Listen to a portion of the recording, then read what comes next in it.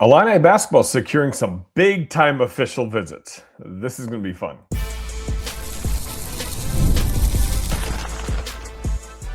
You are Locked On Illini, your daily podcast on the Illinois Fighting Illini. Part of the Locked On Podcast Network, your team every day.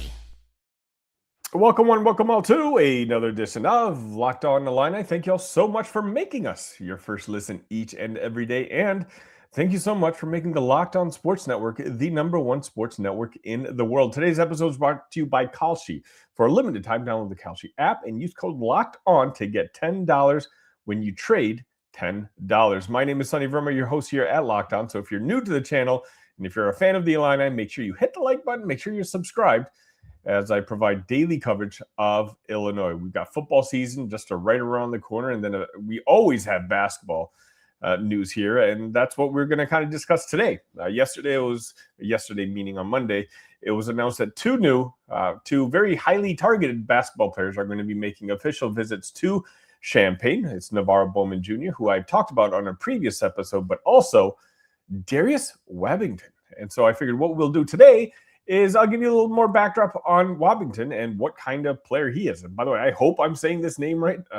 Those of you who are my everydayers know I'm very bad with names. But okay, so Darius Wabbington. Let's talk about him real quick. 5-star center. I created a nice, cute little graphic for those of you who are watching on YouTube. 6'11", about 245 pounds. According to 24/7, he is ranked as the 15th best player in the country, 16th if you're taking the composite. He's the number 3 center in the class of 2027. And as I mentioned, he's officially coming to Champaign. Wabbington has scheduled an official visit to Illinois. It's from October 23rd to October 25th, I believe. And the thing that kind of catches your attention is that Illinois, this recruitment kind of came out of nowhere.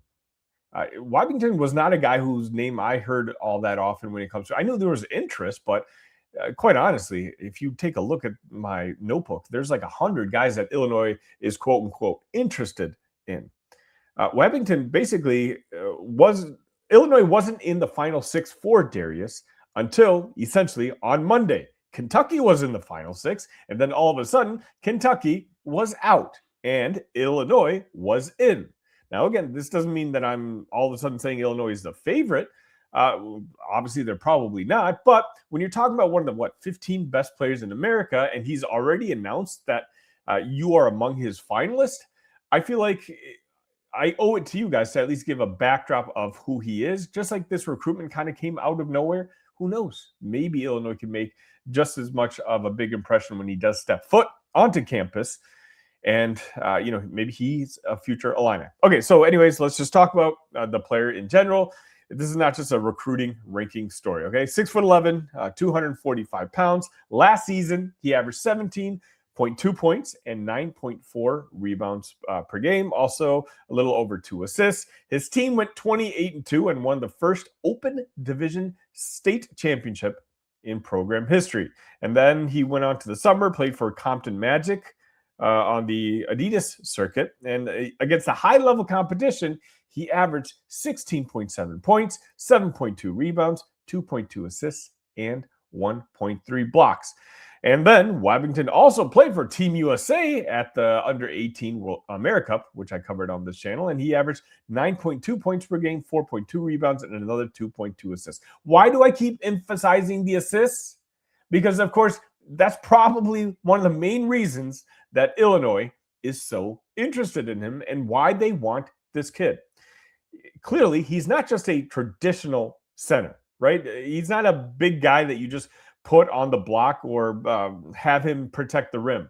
He's not that kind of player. He can do some of those things, don't get me wrong, but his skill is what makes him a 5-star prospect. He is a big who can handle the basketball. He can facilitate. He's a legitimately good passer. And this isn't just one scouting report that is projecting all of this on one visit. This is 3 or 4 various different sources that I looked into to try to learn a little bit more about Wabbington before, so I could kind of convey that information to you. Again, you look at the numbers, right? When it comes to assists, he get 2.5 at high school, over 2 for Team USA. The passing has followed him everywhere he goes. And if you've watched Brad Underwood and the evolution of this offense, you can see that a big that can pass can excel in this offense. Right? I mean, just think about the big men we've been using. You have Coleman Hawkins from a couple years ago. What made Coleman different? It's that Illinois gave him the opportunity to eventually facilitate offense. He's a guy who could initiate. He could pass. Then 2 years ago, we had Thomas Lovavicic as one of the main focal points, the engines of this Illinois offense. Just last year, you had David Mirkovic kind of assume that role. And if you watch my episode that I dropped late Sunday evening, I told you about why I think David could take on that role even more so this upcoming year. If you're a big man and you have high basketball IQ and you can make the right pass at the right time, well, guess what? You would fit really well in Champaign. And I think that's what Illinois is going to try to pitch to Darius. He's size plus skill. And that's what Illinois wants. Brad doesn't appear necessarily interested just in a guy because he's big. He wants that big to be able to pass, to shoot, to handle, to make decisions, and to create advantages. And it really looks like Wabbington checks at least all of those boxes. Again, size, you have to bring it up. 245 pounds as a high school basketball player. He can seal defenders. He can get his position inside. He's not the bullying type. Like, he's not like a Shaq in the sense where he wants to bully you and then dunk on you. He is a little bit more crafty, and he's got a little jump hook. I saw a couple floaters in his highlight videos. He had a short jumper, and he's someone who actually can attack defenders off the dribble. And think about what kind of matchup problem that creates for defenses. You've got a 6'11", almost 250-pound center who can back you into the basket or who can move your defense out, away from the basket. It would put a smaller defender on him. He's going to punish you. Put a bigger defender on him. Well, that bigger defender is going to have to be ready for Darius's various skill set. He's not perfect. Despite being a top 15 prospect, there's still things that he's going to have to work on. Mainly, it's that jumper. Again, I want to be clear. He's not, just because I say he's talented offensively, he does not mean that he's not a lockdown or, no doubt about it jump shot yet. But, I mean, he did shoot 36% from three during his high school season, which I think is a good a tracker that shows me at least that he has potential. If that shot all of a sudden becomes reliable, well, now we're cooking. Imagine this Illinois offense with the type of player I've been describing, a big who can make a three, who can attack a closeout, facilitate, also make the backdoor pass and pick and pop. You're talking about the ideal guy at the center position, at least for Illinois.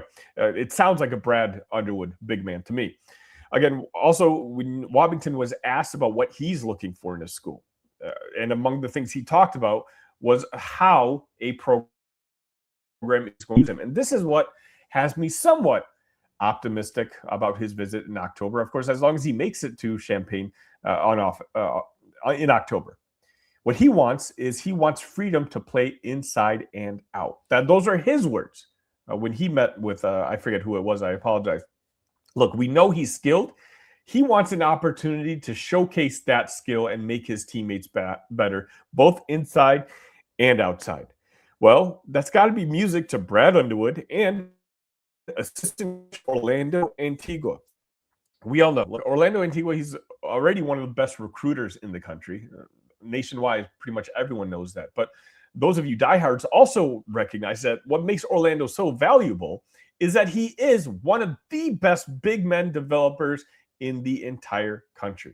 You're talking about guys like DeMarcus Cousins, just even in recent Illinois memory, as I mentioned, Coleman Hawkins, Thomas Lovavicic, the job that he's doing with David Mirkovic. That sells to a guy like Darius to go back and show that type of tape of the versatility of those type of players. It's one of those where Orlando can say, hey, don't take our word for it. Let me go ahead and show you right here on tape. We know when it comes to recruiting, a lot of recruiting is just about relationships. It could be about resources, opportunity, development. There are all kinds of different factors. But one thing Illinois can absolutely 100% sell is proof of concept. You think you're a talented, skilled big man and you want to showcase that at the next level? Cool. Take a look at David Mirkovic. Take a look at Tomislav Ivisic. You want to be able to facilitate at the next level? Cool. Go take a look at Coleman Hawkins. Again, go look at Tommy or David. You want to show professional scouts that you're more than just a traditional center. Well, Illinois is going to give you the opportunity to demonstrate all of those skills. And oh, by the way, by 2027, you're going to have a great opportunity there. Tomislav Ivisic, he's going to be gone. David Mirkovic may be off to the NBA. So Wabbington can potentially walk into an environment where the system has already been built for the player of his skill set. And by the way, Illinois is going to need that next guy. I feel like that's kind of the pitch. Let me know what you think. I don't want to turn this into a Darius Wabbington to Illinois type of episode. This is more so just because we're clearly not there. This is Illinois being added late is probably coming from behind at this point. Wabbington's final six was Arizona, Indiana, Louisville, North Carolina, Texas, and Illinois. A lot of various blue bloods, certainly schools with lots of resources. Arizona is going to be an obvious problem, especially with Darius being from Phoenix. They've got that home state advantage, and they've been recruiting him for a very long time. Oh, and by the way, Arizona is one of the best basketball programs of all time. And if they've got front court opportunities available, it's going to be hard to get Darius to probably leave the state school. But it's August. And quite honestly, at this point, it's not even October yet. So he hasn't had a chance to visit Illinois. Illinois may not lead today, but step one, get him onto campus. And once you've accomplished that, sell, sell, sell. I don't know how this recruitment's going to end. Maybe he does ultimately go to Arizona or Texas or one of the other states. But if Illinois can get this top 15 player onto campus, show him Coleman Hawkins, show him David Mirkovic, I do think that the intrigue has to be there. And if Darius really does care for how he's going to look beyond just his skill set, how he's going to be developed, I think Champaign could also it could be the piece. Another little thing I wanted to mention is Quentin Coleman, right? That could be a key to this recruitment. You see, Wabbington and Coleman, they played together at Team USA at the Under-18 AmeriCup. So does that mean that Coleman is going to recruit him to Illinois? Well, you hope so. But as I mentioned before, relationships do matter. Comfort matters. And when Wabbington arrives in Champaign, there's going to be somebody in that building that he's already shared a locker room with, someone he's competed alongside with. And maybe that could prove valuable, especially because players, they want to trust other players. Coaches are going to be recruiting you, but players can tell you what the experience is really like. We did want to just, let's just recap Illinois recruiting real quick. We've talked about big game hunting, right? The number one player in the country, A.J. Williams. We've discussed him. Dylan Betts, Brady Pettigrew is probably number one on my list. And now we're talking about Darius Wabbington. And again, Wabbington isn't the only five-star that's scheduled to visit in Champaign. I already mentioned Navarro Bowman Jr. You've got, who I mentioned, Brady Pettigrew, who is currently 2028, but the wind kind of whispering at you that he's going to be transferring into 2027. So that seems like what's going to be the case.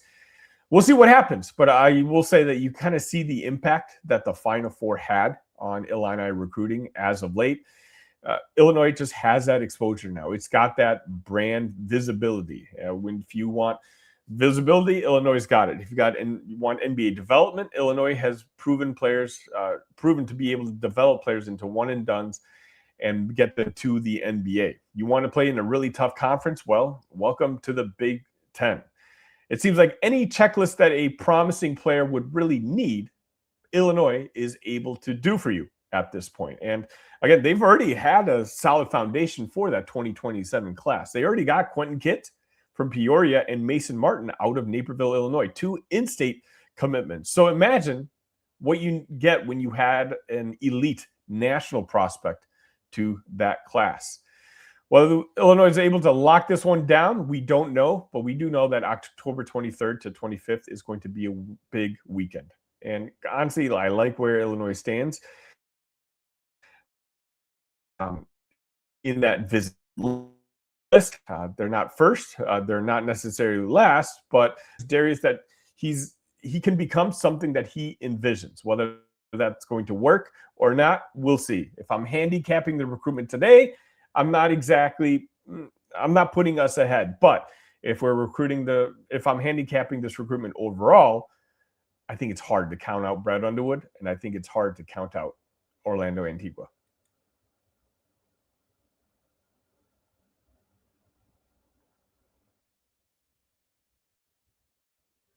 There are more live events than ever worth seeing right now. Games, concerts, comedy shows, festivals. The hard part usually isn't deciding what you want to attend. It's actually getting the tickets. Between long wait times, confusing checkout processes, and surprise fees, buying tickets can sometimes feel harder than it should. That's why so many fans are turning to Game Time. The app is built to make buying tickets simple with upfront pricing, seat views before you buy, and exclusive savings opportunities that help you get to the events you want without the high hassle. My biggest pet peeve is when you think you found a great deal, get all the way to checkout, and suddenly the final price looks completely different.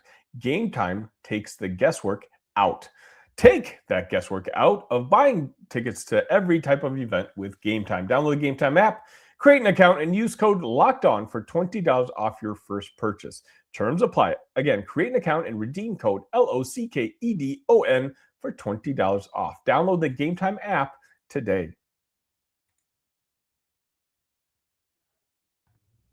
And welcome back. As mentioned on Monday, new defensive coordinator Bobby Hauck got to meet with media. And one of the smaller pieces of news that kind of went around was Hauck telling the media that he's going to be calling the defense up from the press box as opposed to being on the sideline. And again, I don't normally think where a coordinator stands during a game is particularly interesting, but they got so much talking going on social media that I thought maybe it's kind of worth addressing. In particular, when you actually hear what Hauck had to say about going upstairs. This guy didn't mince words. He said, again, his opinion, the worst place to see a football game is on the sidelines. And he went even further, saying, everybody's got their own opinion. There's a lot of guys who are a lot smarter than me, but I think the whole I'm on the sideline, I got a better feel for the game down there is a bunch of BS. I want to see what's going on. Okay, so Bobby's not shy about this, right? Hauck has been around long enough that he knows clearly what he wants.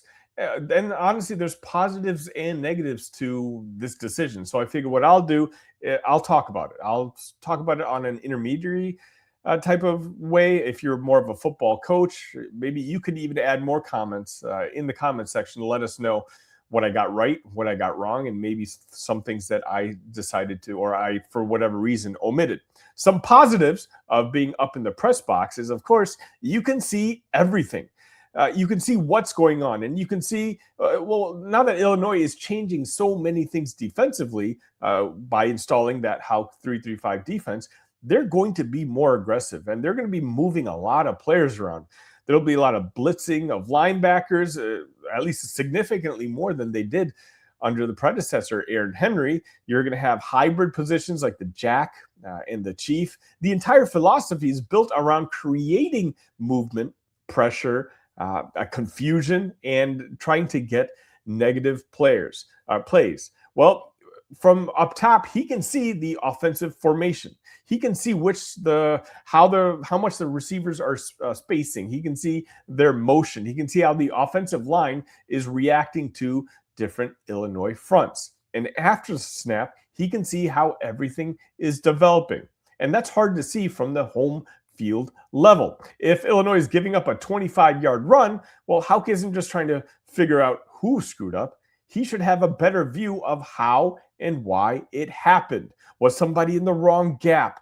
Did a linebacker overrun a play? Did Illinois lose contain? Did a safety run incorrectly? Look, the offense is going to be in motion, and did they create a numbers advantage? Well, this is the chess match that Hauck is going to be better equipped to play, having a high up view. And again, this could be especially important for Illinois because of the potential concern about this defense. We know they're going to be smaller up front.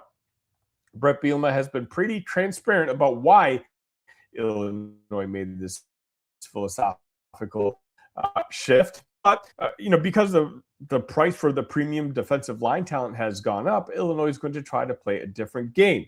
So instead of trying to play the same exact way the Ohio States and the Michigans are going at it, Illinois is going to adjust and try to find and maybe be a little bit more efficient in the market. They're going to be prioritizing speed over versatility, and they're going to attack more gaps. If a Big Ten team starts pounding Illinois on the ground, well, Hauck is going to have to figure out exactly where the weakness is and fix it quickly. Again, it makes sense for him to want to be up there and looking down and get that perspective so he can see all the field in front of him. But clearly, there's a lot of downside here too. Namely, that Illinois is not going to have Bobby Hauck on the sideline. And I don't think that's insignificant.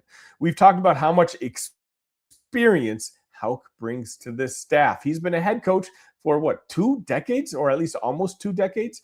Bielema said specifically about the calmness and credibility when it comes to Hauck and what he brings to the team. Well, if Illinois gives up a 70-yard touchdown and some young player completely blows an assignment, Hauck isn't standing there waiting for him when he comes off the field. He can't immediately pull the defense together and make the correction himself. Everything is going to have to be communicated from the booth to the defensive assistants. And that's where the rest of the staff becomes important. Hauck has got to, he's going to identify the problems upstairs, then he's going to have to communicate it clearly. And then somebody downstairs is going to have to make sure the changes requested are instilled. So Illinois needs to make sure that this whole operation is going to be very organized.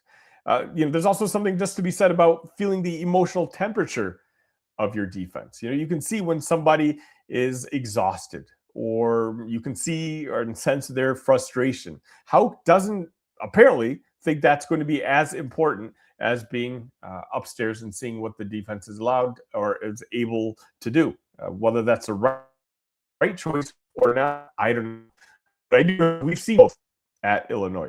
Aaron Henry called the defense from the sideline. Ryan Walters initially called the games from the press box before he eventually moved downstairs himself. And obviously, Walters had tremendous success in charge of the Illini defense. So again, I don't think there's a universal answer out there. I'm certainly not the guy to give it, but Hauck clearly believes that he prefers one style over the other. And that's why I have no choice. I'm just going to give him the benefit of the doubt. If he thinks he can do a better job upstairs, then do the job from upstairs. Whether, he understands what the ramifications are of going each and every route. And so it's one of those calls where I know a lot of Illini fans, at least that I've stumbled across, feel like he's making the right or wrong move.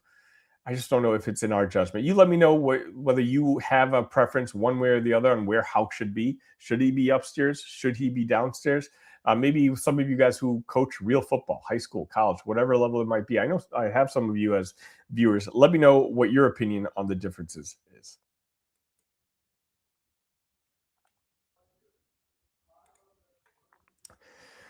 Before the NFL season kicks off, everybody's making predictions. Who wins the divisions? Who makes the playoffs? Who's lifting the trophy at season's end? On Kalshi, America's #1 prediction market platform, you can trade those predictions in a live market. The Chicago Bears are going to get one of the starting offensive linemen back, Ozzie Trapillo. Do you think that's going to impact whether the Chicago Bears become an NFC North favorite? Well, here's your chance to prove what you think is going to happen with the Kalshi app. On Kalshi, you're trading against peers in a live market, meaning there's no house. And as the probability changes, you can buy in and out of your position. Trade the draft pick, the game, and more on Kalshi. Download the Kalshi app and use code LOCKEDON to get $10 when you trade $10. Kalshi, Kalshi. Trade on anything. 18 and over only. Restrictions and eligibility requirements apply. Event contract trading involves risk and may not be suitable for all investors. Kalshi products are not available in all jurisdictions. Prices, values, and available markets may differ from those mentioned. For more information, see kalshi.com/regulatory.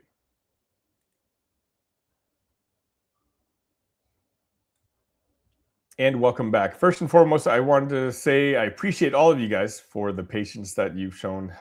Those of you guys know I moved from the Chicago area to the Austin area. And so at this new location, I'm still kind of working on my backdrop. And I know it doesn't look as spicy as we can make it look, but I'm working on it. And if you have any suggestions, please let me know in the comment section. I'm not exactly an interior designer myself, but give me about a week or so. I'll have this all looking a little bit better for you. But in the meantime, if you want to just go ahead and listen to this on the podcast side, I totally, completely understand. All right, before I let you guys go, I came across a very interesting article. Chris Hummer of 24/7 Sports released. I believe they do this annually, the top 30 coaches under 30. And Illinois has a surprise newcomer on the list. Mike Linehan, the defensive ends coach, is 29 years old, and he was on this list. I figured what I do is I'll read the little blurb that they included about him. It said, Linehan came to Illinois this offseason from Montana, along with new Illini defensive coordinator Bobby Hauck. Linehan worked under Hauck for 3 seasons at Montana as the program's defensive line coach, working with All-American Alex Governor in 2023 and All-Conference selections Hayden Harris in 2024 and Hunter Peck in 2025. Linehan began his college coaching career at San Diego State and is the son of longtime NFL coach Scott Linehan. Matt Linehan, Mike's brother, was a member of the 2024 30 under 30. All right, so that family apparently just produces really good coaches. But, I hadn't heard much about Linehan, and obviously that whole contingent that followed Bobby Hauck from Montana, we don't know much about them. In fact, there's a lot of mystery behind, hey, how are these guys going to recruit? But seeing this article, I just kind of want to relay it to you guys because I know, there's a bit of concern on how these guys are going to be recruiting and the perception. So at least there's one guy who's looked at pretty optimistically when it comes to the national media. All right, that's going to just about wrap things up for this edition of Locked On. Again, if you haven't already, make sure you hit the like button. Make sure you send this over to another Illini fan who might be in your life, who might be interested in daily coverage. I know a lot of people tune out during the summertime, but we never tune out over here. And if they might be interested in the channel, again, we're getting so close to 5,000 subs on YouTube. Incredible. And that's all due to you guys and the community that we've built. Speaking of the community, if you're interested, please join the Talk Illini Discord, where there's always conversations going on, whether it's about sports inside or outside the University of Illinois. It's just a really good group of people. All right, that's going to wrap things up. Until next time, ILL. Love you guys.